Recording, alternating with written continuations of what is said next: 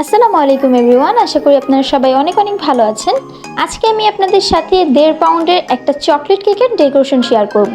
এই সিমিলার ডিজাইনের আরও একটা কেকের ডেকোরেশন আমি আপনাদের সাথে শেয়ার করেছিলাম, সেটা ছিল পিঙ্ক কালারের মধ্যে। আর এই কেকটা আমার ফ্রেন্ডের বার্থডেতে তার উড বি হাজব্যান্ড আমার পেজ থেকে অর্ডার করে। এই কেকের ডিজাইনটা এবং কালার কম্বিনেশনের রিকোয়ারমেন্টটা আমার ফ্রেন্ডেরই ছিল, তবে ভাইয়া আমাকে একটু কাস্টমাইজ করে কেকটা বানিয়ে দিতে বলেছিল, আমি সেমভাবে কেকটাকে বানিয়ে দিয়েছি। তো চলুন দেখে নিই কীভাবে আমি সুন্দর কেকটা ডেকোরেশন করেছি। প্রথমেই আমি এখানে 2টা ডিমের স্পঞ্জ কেক নিয়ে নিয়েছি।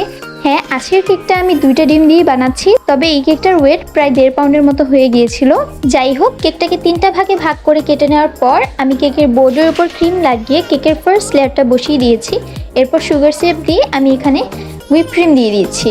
আজকে আমি ভ্যানিলা ফ্লেভার হুইপ ক্রিমটাই ইউজ করেছি এবং ক্রিমটা খুব ভালো মতো ছড়িয়ে দেওয়ার পর আমি এর উপরে টেস্টটা বাড়ানোর জন্য দিয়ে দিচ্ছি ডার্ক চকলেট গানাশ। আজকের কেকটা ডেকোরেশন করতে আমার টোটাল 50 গ্রামের মতো ডার্ক চকলেট ইউজ করতে হবে।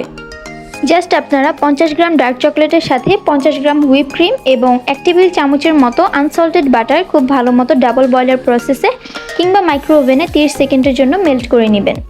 মেল্ট করার পর চকলেট গানাশটা যখন রুম টেম্পারেচারে চলে আসবে তখন আপনারা কেকের ডেকোরেশনের ক্ষেত্রে ইউজ করবেন।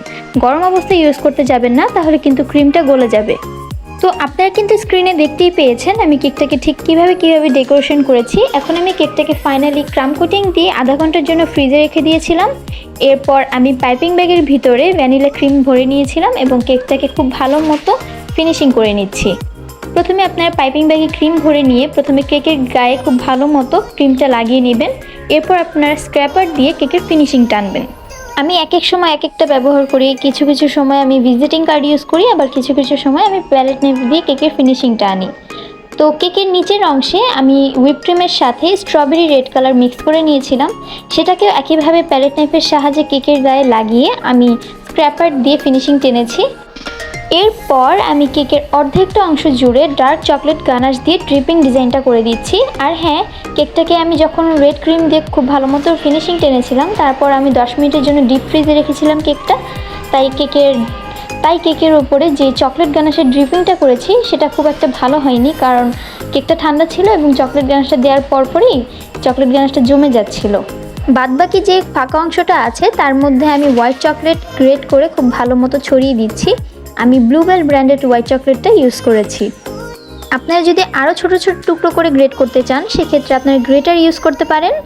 এখন আমি কেকের উপরে 2টা কালার কম্বিনেশনের ক্রিম দিয়ে স্টার নজেলের সাহায্যে ডেকোরেশন করে নিচ্ছি।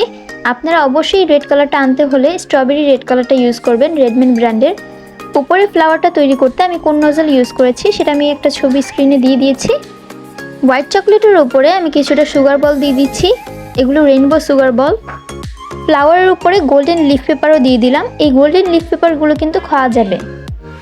কেকের ডেকোরেশন মোটামুটি কমপ্লিট। এখন আমি কেকটাকে ডিপ ফ্রিজে রেখে দিব কমপক্ষে 4 ঘন্টার জন্য, তারপর আমি ডেলিভারির জন্য পাঠাবো।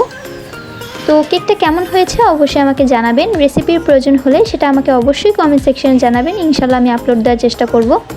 আজকের মতো বিদায় নিচ্ছি, পরবর্তী কোনো ভিডিওতে আবারও দেখা হবে। ততদিন পর্যন্ত সবাই ভালো থাকবেন, আমার জন্য দোয়া করবেন। আল্লাহ হাফেজ।